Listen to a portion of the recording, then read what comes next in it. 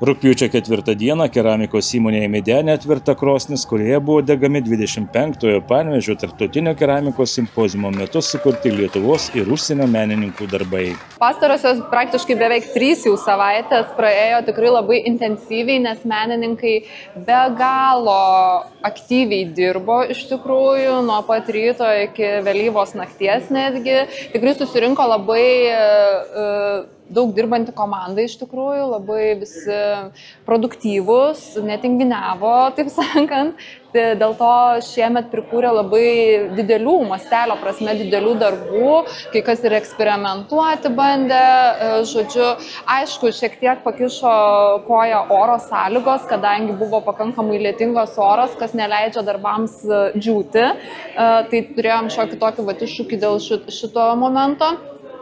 Nes tikrai praktiškai iki paskutinės minutės dar ne visai visi darbai buvo išdžiūvę, būtent didieji ypatingai, reikėjo ir papildomų priemonių tam pasitelkti.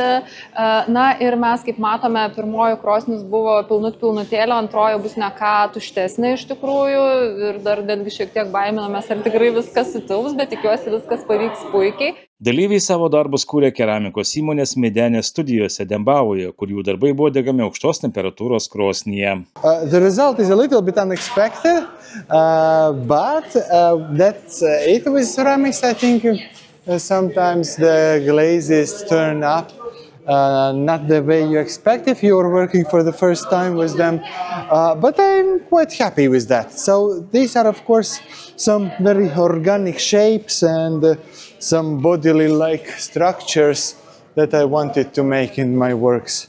And the glazes, I think they are also quite resembling some bodily parts, so I'm quite fine with that.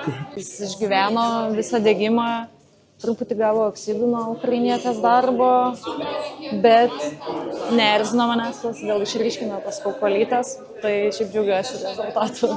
Čia yra katakombų įkvėpta kolona, su šiek tiek ironijos, bet tuo pačiu ir labai rimtas kūrinys, kaip ir tokia tylos minutė visom aukom, tiek Ukrainui, tiek Palestinui ir panašiai.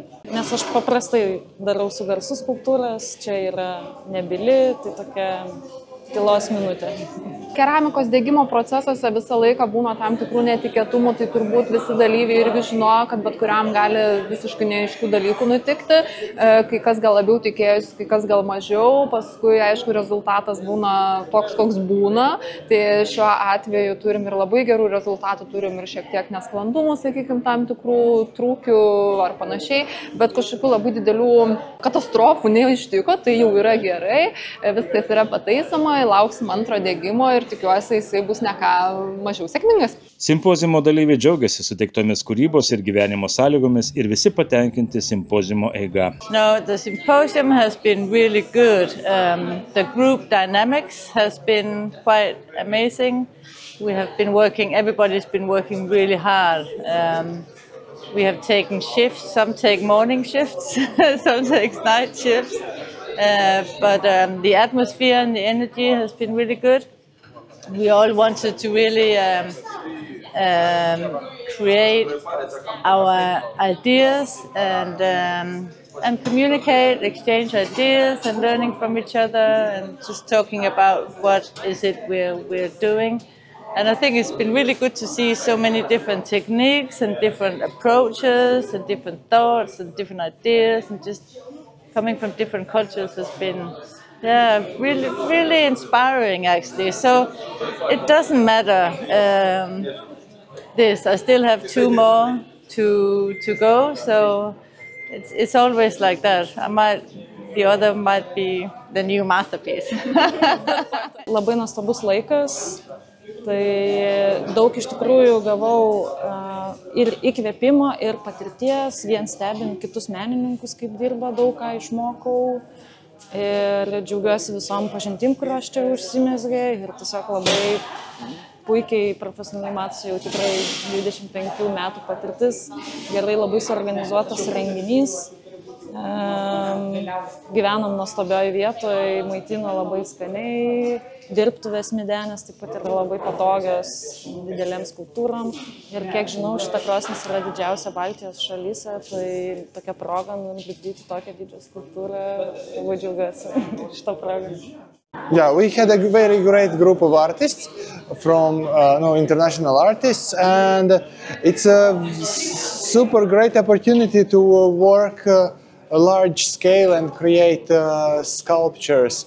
So I think that is the very unique thing that usually in symposiums it's a limited time, so people go with some very safe small form, not such a big scale works, but in this symposium everyone is working big, building a lot, so quite inspiring time.